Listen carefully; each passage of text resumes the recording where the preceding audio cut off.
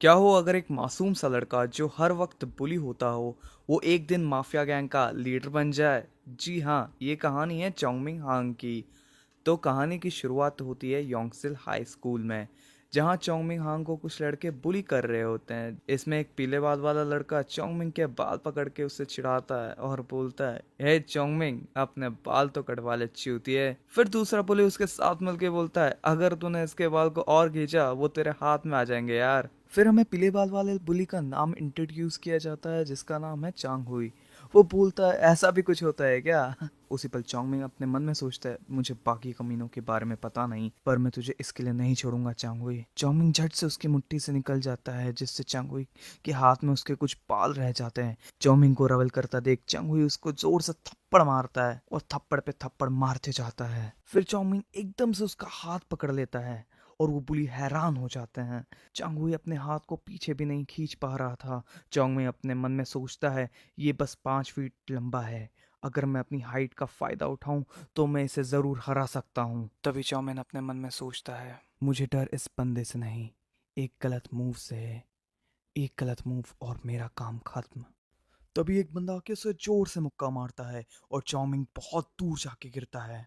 तभी वो बंदा चाउमिंग को देख के बोलता है, भूसड़ी के, अपनी मुट्ठी क्यों चिल्ला रहे हो? लड़ाई करनी है? क्या हो तुम, एक बुली?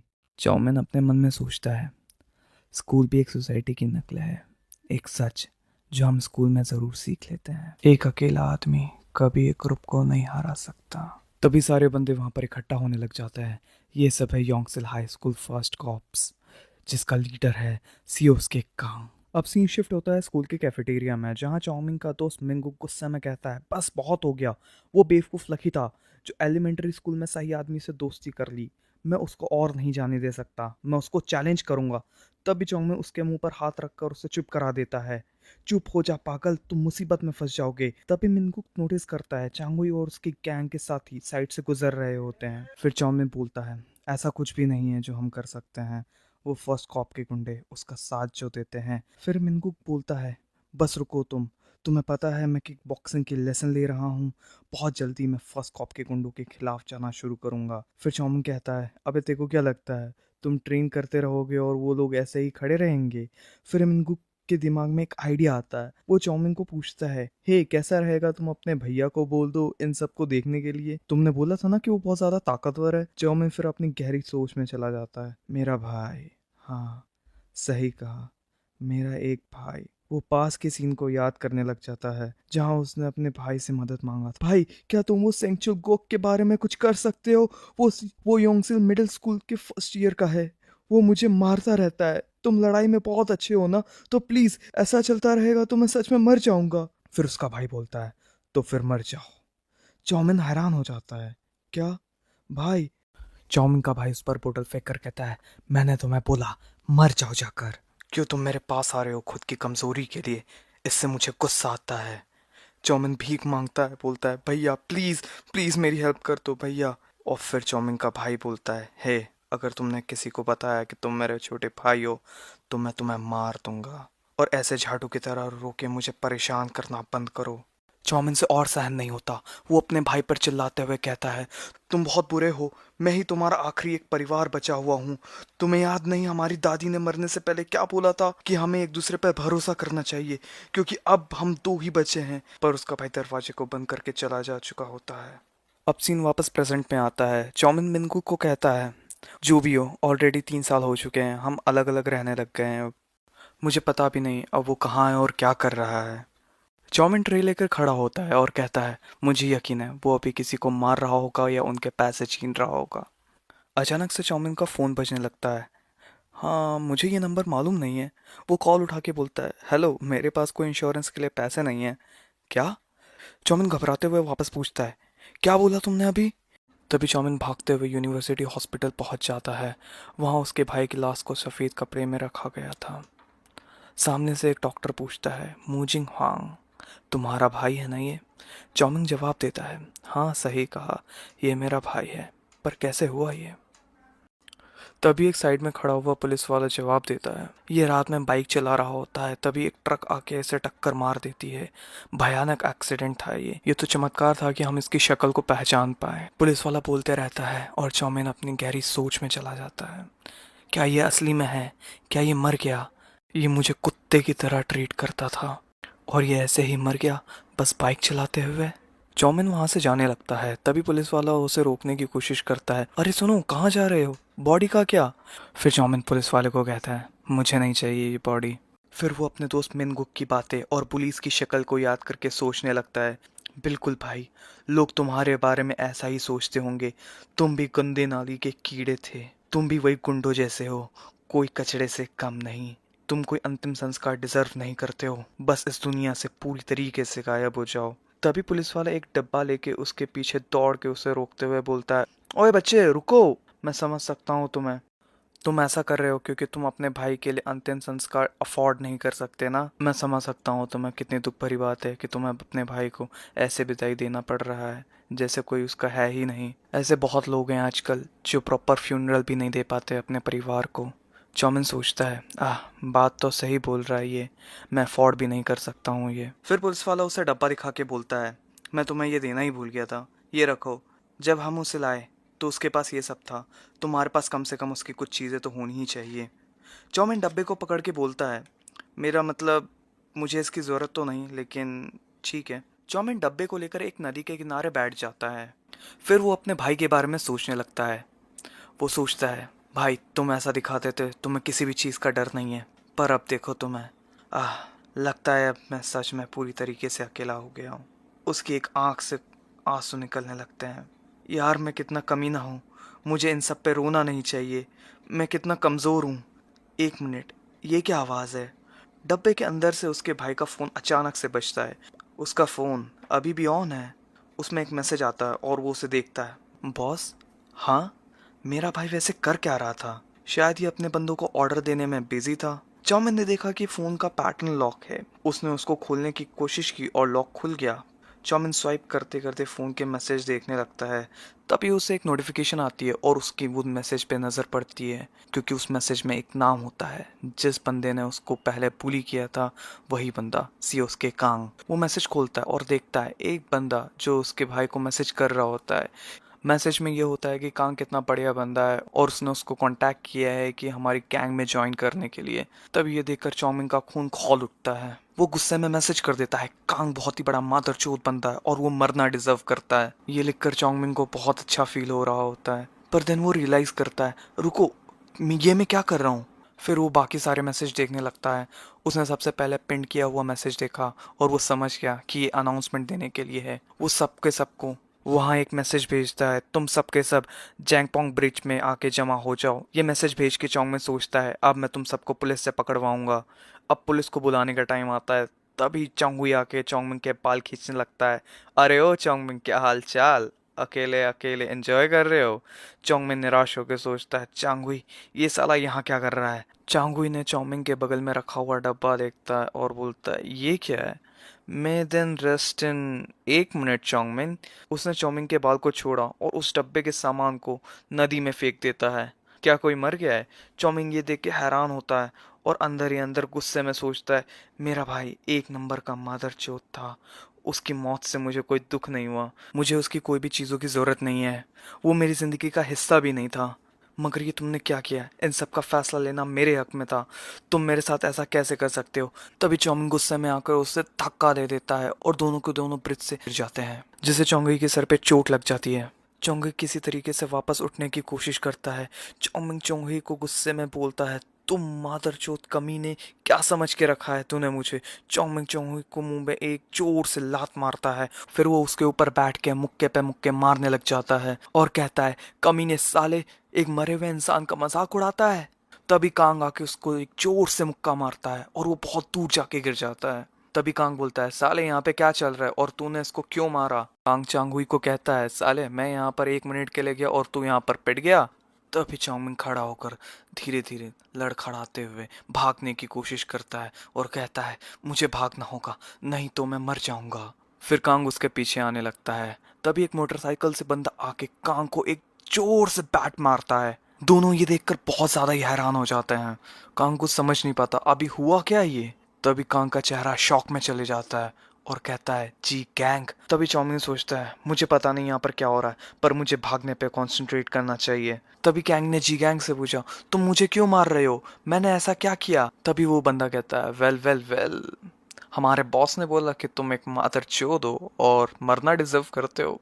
तभी एकदम से चाउमीन शॉक हो जाता है। तभी चाउमीन सोचने लगता है नहीं यार ये मैंने क्या कर दिया। तभी कांग जी गैंग से कहता है मैं कभी बॉस से मिला ही नहीं हूँ यार। पर उसकी बात खत्म होने से पहले जी गैंग उसको एक लात मार के गिरा देता है और कहता है सॉरी यार बट बॉस मरने की बात इतनी आसानी से कहते नहीं है, तुमने जरूर ऐसा कुछ किया होगा जिससे उनको गुस्सा आ गया होगा। तभी कांग गुस्से में कहता है ये सब बकवास है, मैंने कुछ किया ही नहीं है। तभी चाउमिंग रियलाइज करता है होल्ड ऑन वेट, क्या ये सब मेरे भाई के अंडरलिंग्स हैं। वहां सारे के सारे गैंग मेंबर्स इकट्ठा हो जाते हैं और वो अपने आप को कहलाते हैं इम्पीरियल गैंग। फिर वो सारे बंदे कांग को घेर के खड़े हो जाते हैं और कहते हैं ये वही बंदा है जिसने बॉस को गुस्सा दिलाया था, हाँ ये तो मरने के ही लायक है। फिर जी गैंग कांग को बोलता है गलत मत समझना कैंग, इससे कोई फर्क नहीं पड़ता कि तुम एक मादर चोद हो, हम बस उन लोगों को खत्म करते हैं जो हमारे बॉस करने को बोलते हैं, यही इंपीरियल गैंग का मकसद है। ये चिल्ला के सब गुंडे गैंग की तरफ कूद के उसे पूरी तरीके से खत्म करने लग जाते हैं। चौमिंग भागते हुए अपने स्कूल की वही बातें याद करता है कि एक अकेला बंदा एक ग्रुप को नहीं हरा सकता, लेकिन उस दिन उसे एक एहसास होता है कि एक ग्रुप को हराने के लिए उससे भी एक बड़े ग्रुप की जरूरत पड़ती है। चौमिंग ब्रिज पे खड़े होकर कहने लग जाता है मुझे पता है तुम्हें ये सब अभी कुछ समझ में नहीं आ रहा होगा, पर जल्द ही तुम्हें सब समझ में आने लग जाएगा। तभी चौमिंग को एक मैसेज आता है और वो मैसेज को देखता है और कहता है मैं इसका अच्छे से इस्तेमाल करूंगा। अब हमें वहां का सीन दिखाया जाता है जहां पर गैंग मेंबर डिस्कस कर रहे होते हैं। कितना अजीब है ना, एक चूतिए के लिए बॉस ने हम सबको यहाँ बुला लिया, ऐसा बहुत रेयरली होता है ना। फिर जी गैंग बोलता है तुम्हें पता है ना उनका गुस्सा कैसा है, हमें बस उन नमूनों को दिखाना था कि हमारे बॉस को गुस्सा दिलाने का नतीजा क्या होता है। फिर दूसरा गैंग मेंबर बोलता है हमारे बॉस बहुत पावरफुल है, वो दुनिया ट्रैवल कर रहे हैं और वहां बैठे बैठे हम सबको ऑर्डर भी दे रहे हैं, वैसे जो भी हो हम उन पे सवाल नहीं उठा सकते, आखिरकार वो हमारे बॉस जो हैं। यहाँ पर सीन चेंज होता है, हमें शहर का व्यू दिखाया जाता है। एक शहर जिसमें 1.5 मिलियन की पॉपुलेशन है जो कोरिया के बीच में लोकेटेड है। इस शहर को यूनिवर्सिटी टाउन भी माना जाता है, जिसमें से एटलीस्ट 10 यूनिवर्सिटी 4 सालों से चलती आ रही है। बहुत सारे प्राइवेट और नेशनल लैबोरेटरीज भी हैं। बस दूसरी साइड देखा जाए तो ये शहर हाई स्कूल का सबसे बड़ा बैटल ग्राउंड भी है। ये सब इन्फॉर्मेशन मिनकुक चाउमिन को बता रहा होता है। फिर चाउमिन पूछता है तुम्हें ये नेट जियो डॉक्यूमेंट्री की तरह बोलना जरूरी है क्या। मिनकुक जवाब देता है हाँ मगर छोड़ो। फिर चाउमिन बोलता है ये हाई स्कूल बैटल ग्राउंड के बारे में तो मैं समझ गया, लेकिन मुझे ये बताओ कि इंपीरियल गैंग क्या है। फिर मिनकुक एक प्लेट को एग्जाम्पल बना के बताता है ठीक है देखो, ये हाई स्कूल बैटल ग्राउंड है और ये आधा टुकड़ा इंपीरियल गैंग है। चाउमिन पूछता है आधा टुकड़ा। फिर मिनकुक बोलता है हाँ, इस शहर का आधा हिस्सा इंपीरियल गैंग कंट्रोल करती है, वो लोग इस शहर के सबसे बड़े गैंग में से एक है।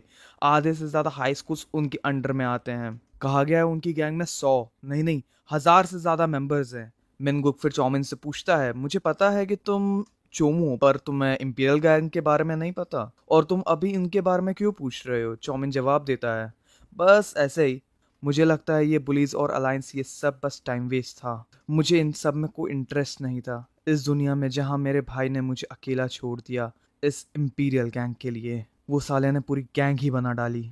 वो मर चुका है, ये बात सिर्फ मुझे पता है, और उसकी गैंग भी मेरे ही हाथों में है।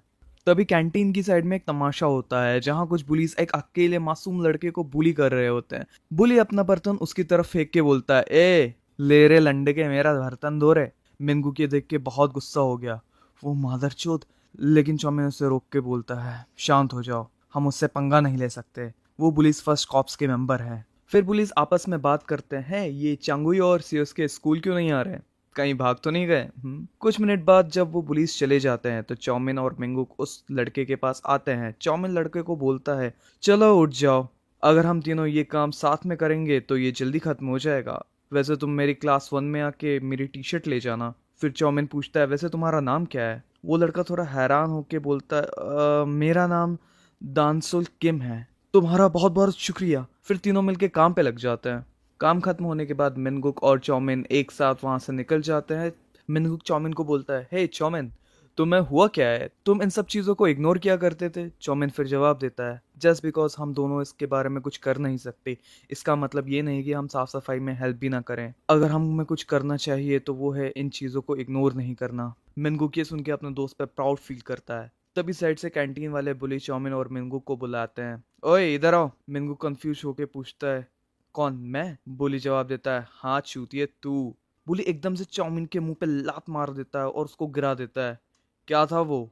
अपने आप को क्या समझते हो, हाँ? तो हमारी नौकर की जगह छीनना चाहता है? दूसरा बुली भी मिंगू के पेट पे जोर से मुक्का मारता है। फिर चाउमीन अपने मन में सोचता है, चांगुई और कांग के जाने से कोई फर्क नहीं पड़ता, ये स्कूल भरा इन मदर चोदों से है। यहाँ पे बुली का नाम रिवील किया जाता है, जो है दोहेंग ग्वान। तभी वो चाउमीन को बोलता है, तुम नौकरी की तलाश में हो ना, चलो आज से तुम मेरी चेयर बनोगे। और तभी मिनगुक एकदम से दूसरे पुली को एक पंच मारता है। चाउमीन ये देखकर शॉक हो जाता है। मिनगुक, तुम सच में पागल हो गए हो। मिनगुक फाइटिंग पोजीशन में खड़ा होकर बोलता है, साले अब मैं तुझे नहीं छोड़ूंगा। चाउमीन को याद आता है मिनगुक ने बताया था वो किक बॉक्सिंग सीख रहा है, लगता है वो शायद सीरियस था। मिनगुक मन में सोचता है, चाउमीन चाहे मैं हार भी जाऊं लेकिन मैं फिर भी हार नहीं मानूंगा। वो बुली बोलता है, तुम्हें यकीन है तुम मुझे हरा पाओगे? फिर मिनगुक बोलता है, मेरे कोच ने बोला था मैं बचपन से टैलेंटेड हूँ। चाउमीन अजीब सा मुंह बना के बोलता है, और तुमने मान भी लिया चूतिए। फिर मिनगुक ने बुली को एक जोर से पंच मारा और चाउमीन पूरी तरीके से शॉक हो जाता है। वो सोचता है, भाई क्या ये सच में बचपन से एक्सपर्ट है? तभी दोहेंग आके मिनगू को पंच मार देता है और बोलता है, बचपन से टैलेंटेड हो, हाँ? वो मिनगू को बुरी तरीके से मारने लग जाता है। चाउमिन खड़ा होकर सोचता है, मिनगू मिनगू शिट, मैं पागल हूँ जो थोड़ी देर के लिए खुश हो गया था, ये पता हो कि भी तू अंडरडॉग कभी रियलिटी में जीत नहीं सकता। जैसे ही दोहेन मिनगुक के मुंह पे एक सिगरेट फेंकने वाला था, तभी चाउमिन ने उसे रोका। रुको। दोहेन चाउमिन की तरफ देख के पूछता है, क्या अब तुम भी लड़ना चाहोगे मुझसे? चाउमिन जवाब देता है, नहीं नहीं बिल्कुल नहीं। वो अपने घुटने बेंड करके दोहेन को शांत करने की कोशिश करता है। तुमने बोला था ना मैं तुम्हारा चेयर हूँ, आओ आओ बैठ जाओ मेरे ऊपर। दोहेन मिनगुक को छोड़ता है और बोलता है, हाँ चलो कोई तो समझदार है, हाँ ठीक है, अब से तू मेरा पर्सनल चेयर है, रेडी रहना बेवकूफ। तभी स्कूल की घंटी बजती है और दोहन अपने दोस्त को साथ में लेके चले जाता है। चौमिन मिनगुक को उठाता है, ओए मिनगुक चलो चलते हैं। मिनगुक बुरी हालत में रो रो के बोलता है, सॉरी यार, मेरी वजह से तुम्हें बहुत सहना पड़ा। चौमिन उसको हेल्प करते हुए कहता है, जो भी हो वैसे भी कोई नई बात नहीं है मेरे लिए ये। वो चूतिए लोग लड़ाई में बहुत अच्छे हैं, अब हम दोनों क्या करेंगे? चौमिन जवाब देता है, शायद मिलके उन पे हमला करना चाहिए। मिनगुक कहता है, कौन? सिर्फ हम दोनों? तुमने देखा ना वो कितने तेज हैं। फिर चौमिन पूछता है, और अगर 10 लोग मिलके करे तो? मिंगू कहता है, वो 10 लोगों से भी जीत जाएगा। फिर चौमिन सीरियस होके कहता है, तो अगर 100 लोग हुए तो? मिंगू कंफ्यूज हो जाता है, हाँ 100 लोग? अगले दिन स्कूल में चौमिन अपने चेयर पे बैठ के वही पुरानी बातें सोचने लग जाता है। मेरा भाई मर गया है और ये बात सिर्फ मुझे पता है, और उसकी गैंग भी मेरी हाथों में है। फिर वो टाइम देखता है, 8:24 हो रहे थे, और कहता है, मैं सोच रहा हूँ ये काम करेगा क्या? उसी वक्त मिनगू क्लासरूम का दरवाजा जोर से खोल के चौमिन को बुलाता है, चौमिन। वो चौमिन को दूसरे क्लासरूम में ले जाता है। देखो उधर देखो, ये दोहेंग क्या कर रहा है? वहां दिखाई देता है कि दोहेंग नीचे घुटनों पे बेंड होकर देंसुल की चेयर बन के बैठा होता है। दोहेंग देंसुल से पूछता है, मास्टर आपको कैसा लग रहा है? कंफर्टेबल फील तो हो रहा है ना आपको? मैं हाइट बढ़ा दूं क्या? दिनसुल खुद हैरान हो जाता है। तभी क्लासरूम में दोहेंग का दोस्त आ जाता है और शौक में पूछता है, दोहेंग ये तुम्हें क्या हो गया है? वो दिनसुल को दोहेंग के ऊपर से धक्का मार के गिरा देता है, हट जाओ उसके ऊपर से साले। दोहेंग फिर एकदम से अपने दोस्त के मुंह पे पंच मार देता है, चूतिए तुम मुझे मरवाना चाहते हो क्या? वो इधर उधर देख के पैनिक होने लग जाता है। रुको रुको, ये मैंने कुछ नहीं किया, ठीक है ना? ये बंदा बीच में आ गया था, मैंने कुछ नहीं किया। क्लासरूम के सब स्टूडेंट उसकी हरकतें देख के हैरान हो जाते हैं। दोहेंग वो गैंग की वार्निंग को याद करने लग जाता है, याद रखना बॉस की आंखें हर जगह है। वो घुटनों पे आके देंसुल से भीख मांगता है, प्लीज प्लीज मेरे ऊपर बैठ जाओ प्लीज। फिर हमें एक मैसेज दिखाया जाता है, वहाँ पे 8:25 को देंसुल की चेयर बनना है। 1 बजे योंगसिल हाई स्कूल के ट्रैक पे 1 घंटे तक पूरा नंगा होकर दौड़ना है। ये असल में चौमिन की दी हुई इंस्ट्रक्शन है, जो वो छत के ऊपर से खड़ा होकर नीचे देखता है। 8 बार। और मैंने इंपीरियल गैंग को जितना सोचा था ये उससे भी ज़्यादा खतरनाक है। फिर वो सोचता है, हाँ ये मैं कर सकता हूँ। मेरे चूतिए भाई के बंदों को यूज करके मैं सबको खत्म कर दूंगा। अगले ही सीन में एक बंदा डर के मारे भाग रहा होता है। वो रात के अंधेरे में बिल्डिंग्स की छोटी गलियों से दौड़ के जा रहा होता है। तभी दो गैंगस्टर आके उसका रास्ता ब्लॉक कर देते हैं। गैंगस्टर बोलते हैं, और कितना भागोगे चूतिए। फिर और भी दो तीन गैंगस्टर आके उसको चारों तरफ से घेर लेते हैं। बंदा चिल्लाने लगता हो, तुम मेरा पीछा क्यों कर रहे हो? मैंने इंपीरियल गैंग का कुछ नहीं बिगाड़ा। फिर गैंगस्टर पूछता है, अच्छा तो तुम दौड़ क्यों रहे थे बेवकूफ? बंदा बोलता है, क्योंकि तुम लोग मेरा पीछा कर रहे थे। फिर गैंगस्टर अपने गैंग मेंबर को बोलता है, खत्म करो इसे। बंदा डर के मारे उन्हें रोकने की कोशिश करता है, पर वो लोग रुकते नहीं, उसे पूरी तरीके से खत्म कर देते हैं। वो बंदा क्लास 1-5 का गैंगयोंग पार्क था। फिर अगले सीन में क्लास 1 का डेयोंग हांग, फिर 1-4 का होनसू चोई, फिर अगला चौमोंग कांग क्लास 1-8 का। एक एक करके इंपीरियल गैंग ने सबको खत्म कर दिया। सीन चेंज होता है जहां पर मिंजू गू, जो फर्स्ट कॉप्स का सेकंड इन कमांड है, वो एक बंदे से बात कर रहा होता है। इन पिछले हफ्तों में इंपीरियल गैंग ने हमारे पीस मेंबर्स को खत्म कर दिया, तुम्हारा इसमें क्या कहना है? फिर उनका लीडर गेंगयुंग दो, जो एक आर्केड गेम खेल रहा होता है, ये इंपीरियल गैंग करना क्या चाहती है? उनको हमसे कोई प्रॉब्लम नहीं थी और ना हमने यूनियन का साइड लिया। मिंजो फिर कहता है, वो लोग हमें कमजोर समझ रहे होंगे क्योंकि हम यूनियन का हिस्सा नहीं है। फिर गेनहो बोलता है, ये साले करना क्या चाहता है? योंगसिल हाई स्कूल पे कब्जा? उनके सिर्फ मेंबर ज्यादा है और कुछ नहीं। शायद हमें अब यूनियन ज्वाइन कर लेनी चाहिए। फिर मिंजो कहता है, मुझे तो ऐसा लग रहा है जैसे उनको किसी ने हायर किया है सब करने के लिए। अगर वो लोग सिर्फ अपनी पावर दिखाने के लिए ये सब कर रहे होते तो वो हम थर्ड ईयर्स के पास आते, ना कि उन छोटे नमूनों के। गेनू सिगरेट फूक के बोलता है, ठीक है तुम्हारी बात भी सही लग रही है मुझे, शायद उनको किसी ने हायर किया होगा। मिनगू कहता है, ऑब्वियसली हमारी स्कूल के फर्स्ट ईयर का कोई है, हमें पता नहीं है उनको कितने पैसे दिए गए हैं, पर मुझे यकीन है फर्स्ट ईयर के चुमू ने ही ये किया होगा। तभी स्कूल का एक टीचर क्लासरूम में सिगरेट की स्मेल सूंघ के अंदर आ जाता है और उन लोगों पे चिल्लाता है, इतना धुआं कैसे? ओए तुम लोगों को दिखाई नहीं देता नो स्मोकिंग साइन है? वो दोनों इसको इग्नोर करते हैं, जिससे टीचर और गुस्सा हो जाता है, तुम लोग मुझे इग्नोर कर रहे हो, मैंने कहा यहाँ सिगरेट फूकना बंद करो।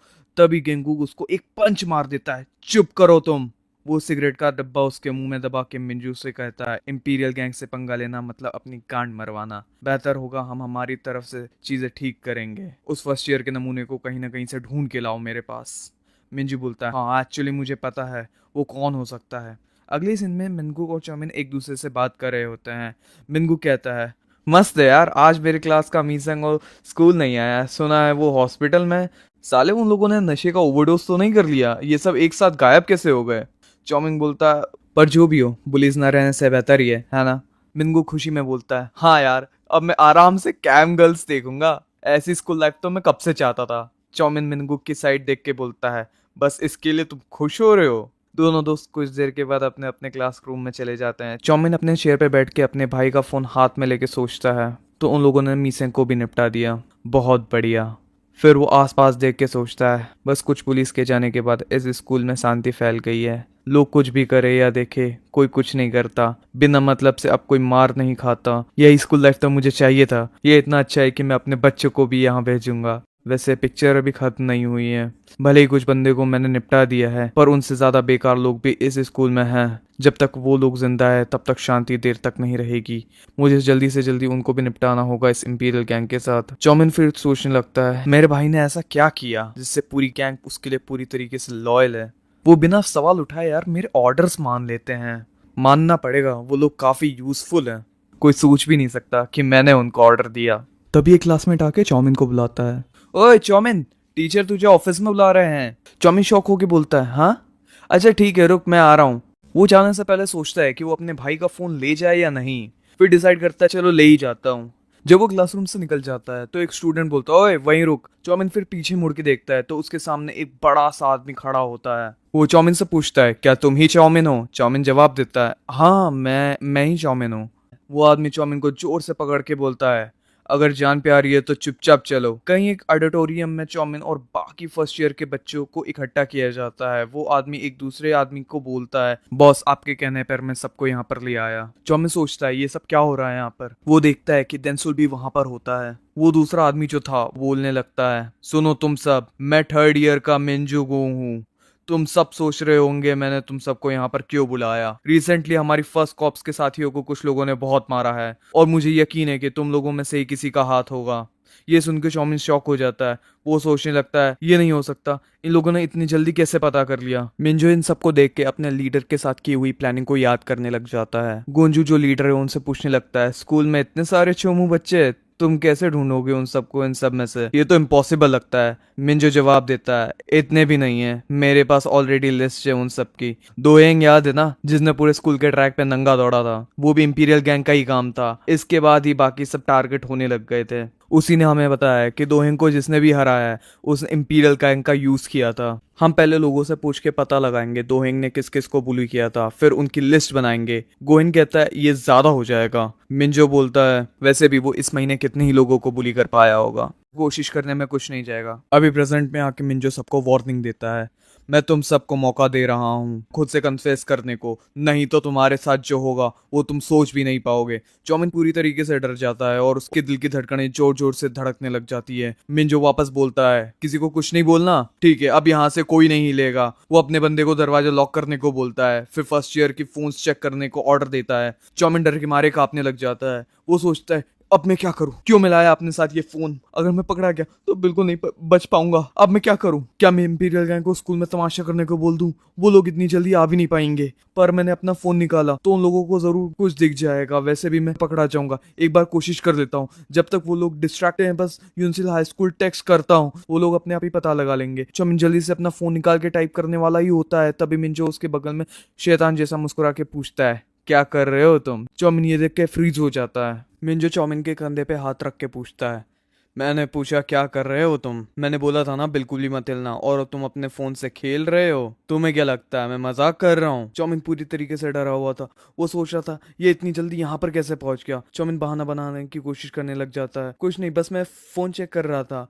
मिंजो फिर बोलता है, बकवास मत करो, इसका फोन चेक करो। चौमिन अंदर ही अंदर पूरा पैनिक होने लग जाता है। वो सोचता है क्या करूं मैं। मिंजो फिर उसको बोलने लग जाता है, बहाने बनाना बंद करो, क्या जरूरत है तुझे किसी को हायर करने की, खुद से लड़ने का दम नहीं है, चूतिए साले डरपोक, इसके लिए तुम हमेशा ही लूजर रहोगे। चौमिन ये सब इंसल्ट सुन के अंदर ही अंदर बहुत गुस्सा होने लग जाता है। वो सोचने लगता है ये क्या कोई मजाक है, तुम लोग ही डरपोक की तरह साथ मिलके सबको परेशान करके रखते हो, तुम सब जो लोगों को बुली करते हो ये कोई बुरी बात नहीं है क्या, और दूसरे की कमजोरी का मजाक उड़ाते हो। जब फर्स्ट कॉप का बंदा उससे फोन छीनने ही वाला होता है तभी पीछे से कोई बोलता है, वो मैं हूँ। सब लोग फ्रीज होकर देंसुल की तरफ मुड़ के देखने लग जाते हैं। डरा हुआ देंसुल पूरी तरीके से कांपते हुए बोलता है, मैंने ही किया था वो सब, प्लीज बाकी सबको जाने दो, मैंने ही इंपीरियल गैंग को हायर किया था। वो बंदा उसके सामने आके बोलता है, क्या बोला तूने ही सब किया। दंसुल कहता है, हाँ हाँ मैंने ही सब किया था। वो एकदम से घुटनों पे होके जोर से बोलता है, मुझे माफ कर दा, मैंने इंपीरियल गैंग से मदद ली क्योंकि मैं उन बुलिस से बहुत ज्यादा ही परेशान था। मिंजू ये सुन के हैरान हो जाता और सोचता, मैंने तो इंपीरियल गैंग के बारे में कुछ नहीं बोला था, फिर इसको कैसे पता चल गया। मैंने फर्स्ट कॉप को भी बोला था कि इसके बारे में किसी को कुछ नहीं बोलना, तो इस चोमू को पता कैसे चल गया। इसका मतलब यही है वो जिसने सबको हायर किया था। फिर वो बंदा अचानक से घूम के चौमिन का फोन छीन लेता है। मुझे पासवर्ड बताओ। चौमिन पासवर्ड बता देता है। फिर मिंजो फोन को अनलॉक करके मैसेज चेक करने लग जाता है। उसने देखा कि वहां पर एडवर्टीजमेंट के मैसेज के अलावा कुछ सस्पिशियस नहीं था। वो चौमिन से पूछने लग जाता है, तुमने तो बोला था तुम्हें कुछ चेक करना था यहाँ। चौमिन जवाब देता है, हाँ मुझे एक गेम का प्री ऑर्डर करना था एक्चुअली। वो चौमिन के फोन को फेंक के बोलता है, हाँ बेकार। दूसरा बंदा जो दंसुल का फोन चेक कर रहा होता है, इसके फोन में तो कुछ नहीं है। दंसुल फिर कहता है, मैंने सब मैसेज डिलीट कर दिया था। मिंजो उसकी तरफ देख के सोचता है, इसने इंपीरियल गैंग के बारे में मेंशन तो किया है, मतलब यही वो बंदा है। वैसे भी कोई अपने आप को थोड़ी ना खतरे में डालेगा। ये चोमू इतना डर गया कि इसे सब बताना ही पड़ा। इतना डरपोक होके भी तुमने इंपीरियल गैंग को कांटेक्ट किया, काफी बड़ी बात है ये तो। चौमिन जो अंदर ही अंदर डरा हुआ था वो सोचता है, दंसुल की वजह से ही मैं सारे ग्रुप से लीव कर पाया और सारे फ्रेंड्स को छुपा पाया। जिंदगी में पहली बार मैंने इतनी जल्दी सब कुछ किया। पर यहाँ क्या हो रहा है, दंसुल को इंपीरियल गैंग के बारे में कैसे पता चला। मिंजो दंसुल को छोड़ के बाकी सबको वहां से निकाल देता है। चौमिन सोचता है, दंसुल ने आखिर झूठ क्यों बोला। फिर हमें जी गैंग दिखाया जाता है जो अपने फोन में देखता है कि बॉस ने ग्रुप लीव कर दिया है। वो सोचता है अब इनको क्या हो गया है, या कोई एक ग्लिच है, और वो वापस बॉस को ग्रुप में इनवाइट भेज देता है। चौमिन फाइनली टीचर के ऑफिस पहुंच जाता है। जब टीचर उससे पूछता है, मैंने तुम्हें लंच टाइम को ही बुलाया था, इतना टाइम कहाँ लग गया। चौमिन माफी मांगता है, सॉरी सर मैं भूल गया था। फिर उसका टीचर उसको कॉपीज दे के क्लासरूम में बांटने को भेज देता है। जब वो ऑफिस से निकल जाता है तो उसके पीछे मिनगुक उसको आके बोलता है, ओए चौमिन। चौमिन थोड़ा सा शॉक हो जाता है, जिससे देख के मिनगुक कहता है, इतना शॉक क्यों हो रहे हो, डर गए थे क्या, मैंने सुना है कि तुम्हें एक सेकंड ईयर खींच के ले गया था।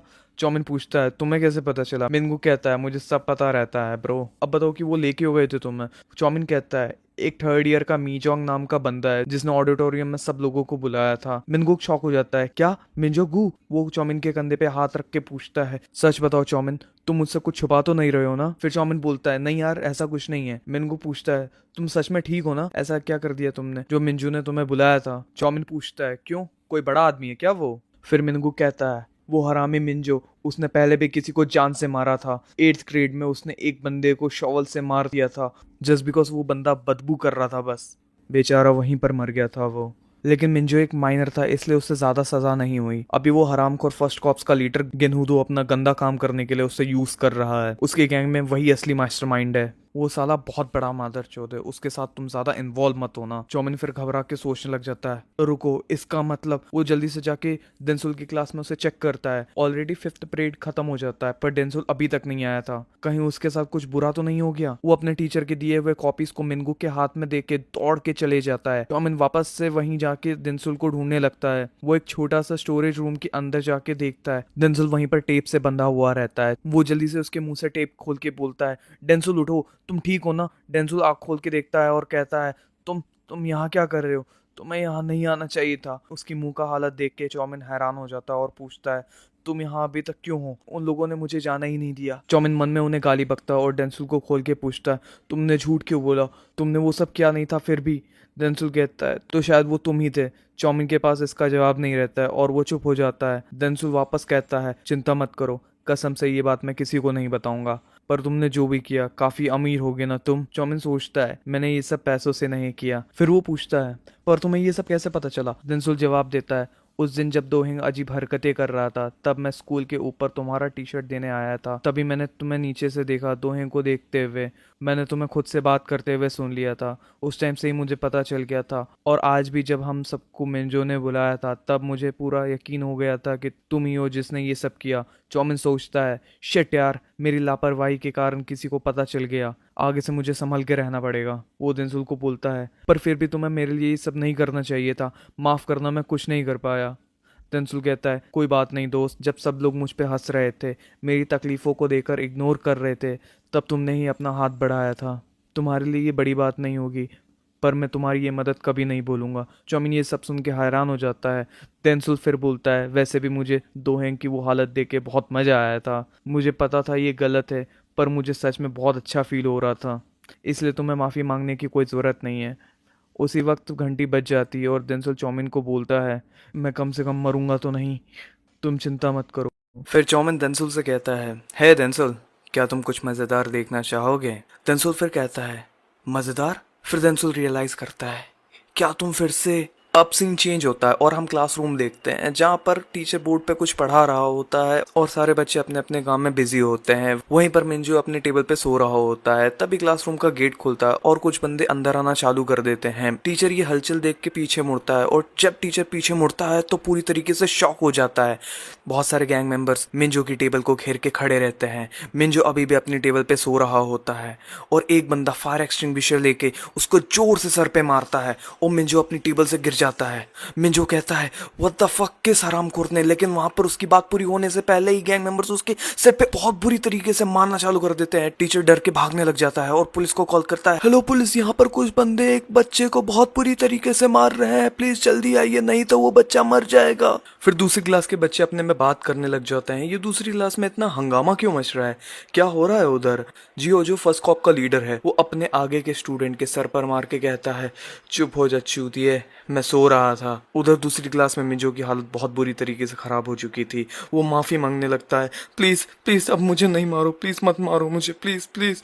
इंपीरियल गैंग का बंदा बोलता है जरा ढंग से बैठ चूतिए, हमें तेरा एक फोटो भी लेना है। बाकी जो स्टूडेंट्स जो तमाशा देख रहे होते हैं वो ये सब देख के हैरान हो जाते हैं। मिंजो जो पूरी स्कूल को डोमिनेट करके रखता था आज वो सबके सामने भीख मांग रहा है। वो खुशी से उसके ऊपर हंसने लगते हैं। बंदा मिंजो का स्नैप लेके कहता है बढ़िया, इसे देख के बॉस जरूर खुश होंगे। तभी उसके कंधे पे कोई हाथ रखता है। वो पीछे मुड़ के देखता है तो गेनहू बहुत ज्यादा गुस्से में नजर आ रहा होता है। गेनहू तभी उस बंदे को एक पंच मार के खिड़की से बाहर फेंक देता है और वो पूरे इंपीरियल गैंग से अकेला लड़ने लग जाता है। फिर गेनू कहता है तुम लोगों को अंदाजा भी नहीं है तुम क्या कर रहे हो। फिर वो एक एक करके सबको बहुत बुरी तरीके से मारने लग जाता है। फिर वो चिल्ला के कहता है तुम लोगों की इतनी हिम्मत कि तुम मुझसे लड़ोगे। फिर एक बंदा आके पीछे से उसका गला पकड़ के उसे चोक करने की कोशिश करने लग जाता है। फिर गेनू गुस्से में कहता है साले कमीने, किस चूतिया ने तुम लोगों को हायर किया है। फिर बंदा हाथ में फायर एक्सटिंग्विशर पकड़ के बोलता है और कौन हो सकता है हमें ऑर्डर देने वाला, सिर्फ एक इंसान है जो हमें ऑर्डर दे सकता है, वो है हमारे बॉस। स्कूल के बाहर पुलिस की गाड़ी जमा होने लग जाती है। पुलिस इंपीरियल गैंग और गेनू को अरेस्ट करके ले जाने लग जाते हैं। बाकी स्टूडेंट डिस्कस करने लग जाते हैं। सुना है कि मिंजो बेहोश हो गया था, वो गुंडे क्लासरूम में घुस के फायर एक्सटिंग्विशर से उसे मारने लग गए थे। फिर दूसरा बंदा कहता है क्लास के बीच में ही। फिर एक और बंदा बोलता है भाई ये कैसे हो सकता है। फिर उधर ही चाउमिन और दंसुल को साथ में खड़ा हुआ दिखाया जाता है। फिर चाउमिन दंसुल से कहता है अगर तुमसे कोई पूछे कि तुम्हें तो स्टोरेज रूम में बंद कर दिया था तो तुमने ये सब कैसे किया, तो बस बोल देना कि मैंने झूठ बोला था। फिर वो मन में सोचने लग जाता है पर ऑब्वियसली अगर तुमसे कोई पूछेगा तो मैं उससे निपटा ही दूंगा। वैसे भी वो सबके सब मालच चोद हैं, उन सबके साथ ऐसा ही होना चाहिए। फिर मिनगुक साइड में आके कहता है वो जैकेट देखो, वो सब इंपीरियल गैंग के थे। मैंने बस ह्यूमर्स में सुना था कि उनको सच में किसी से डर नहीं है, लेकिन आज टेक पे लिया, अरेस्ट होके भी वो हंस रहे हैं। फिर वो घबरा के बोलता है कहीं इंपीरियल गैंग हमारे स्कूल पे कब्जा तो नहीं कर लेंगे, मुझे तो सोच के ही डर लगता है। फिर चाउमिन मन में सोचता है बिल्कुल सही, मैं इंपीरियल गैंग को इस स्कूल पे कब्जा करने दूंगा, फिर मैं इस स्कूल को जैसे चाहूँ वैसे कंट्रोल कर सकता हूँ। फिर मिनगुक वापस से कहता है नहीं ऐसा नहीं हो सकता, ये पॉसिबल ही नहीं है। फिर चाउमिन कहता है क्यों, ऐसा क्यों नहीं हो सकता। फिर मिनगुक गेनहू की तरफ पॉइंट करके बोलता है क्योंकि उसके कारण फर्स्ट कॉप्स का लीडर गेनहू तो जब इंपीरियल गैंग उसको मिलके मार रहे थे तब उसने अकेले ही सबको निपटा दिया, उसको फायर एक्सटिंग्विशर से मारने से भी कुछ नहीं हुआ, इसलिए वो हमारे स्कूल के सबसे ताकतवर बंदे में से एक है। चाउमिन सोचता है उसने सबको सच में हरा दिया। तभी कुछ फर्स्ट कॉप्स के मेंबर आ जाते हैं और वो खिड़की के बाहर से गेनहू को पूछने लग जाते हैं गेनू ये सब क्या हो रहा है, ये इंपीरियल गैंग यहाँ पर क्यों आई है। गेनू फिर जोर से अनाउंस करता है इंपीरियल गैंग ने हम पर सरप्राइज अटैक किया है और वो सब बस उनके डरपोक बॉस का किया धरा है। मिंजो भी उसी के कारण घायल हो गया है, हमने बहुत झेल लिया, अब और नहीं, अब हम उनको दिखाएंगे योंगसिल हाई स्कूल को अंडरएस्टिमेट करने का नतीजा क्या होता है। आज से इंपीरियल गैंग हमारा दुश्मन है। चौमिन फिर सोचने लगता है चाहे मिंजो फर्स्ट कॉप्स में सबसे चालाक क्यों ना हो, लेकिन उसका असली बॉस गेनहू ही है। अगर मुझे इन सबको हराना होगा तो सबसे पहले इसको ही निपटाना होगा। और हाँ डरपोक धीरे धीरे करके मैं सबको पूरी तरीके से खत्म कर दूंगा। दूसरी तरफ जी गैंग अपना फोन देख के कहता है हमारे बॉस अजीब हरकतें कर रहे हैं आजकल, उनके ऑर्डर्स काफी मजेदार होने लग गए हैं। इस बार सीन की शुरुआत होती है इंपीरियल गैंग के बेस से, जहां सारे मेंबर्स आपस में डिस्कस कर रहे होते हैं। तभी एक बंदा कहता है तुमने बॉस के पिछले ऑर्डर के बारे में सुना, योंगसिल हाई स्कूल पर धावा बोलने के बारे में। तभी एक बंदा कहता है उन्होंने हम सब में से कुछ को चलती क्लास में घुसने को कहा। फिर दूसरा बंदा कहता है वो तो ये लोग टीचर के होते हुए घुस गए।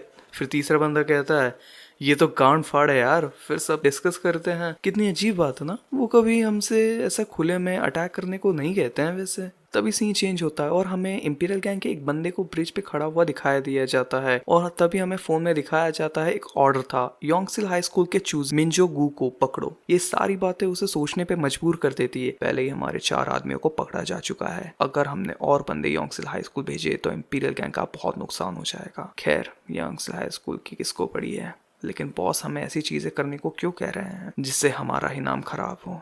मैं जानता हूँ कि वो सख्त हैं, लेकिन आजकल उनमें कुछ तो है जो अलग है। मुझे पता है कि मुझे इन सब बातों के बारे में सोचना नहीं चाहिए। खैर इतना बड़ा एम्पायर खड़ा करना किसी छावटू की बस की बात तो नहीं। बॉस वैसे बहुत खतरनाक है, इसलिए ये बात और भी अजीब लगती है। अगर ये सब गैंग को बढ़ाने के लिए है तो योंगसिल हाई स्कूल जैसी चूतिया सी जगह इतनी बड़ी गैंग के सामने टिक पाएगी। वैसे सवाल ये नहीं है, सवाल ये है कि बॉस ने कांगड़ू के बारे में जो कहा था वो मादरचोद मरना ही डिजर्व करता है।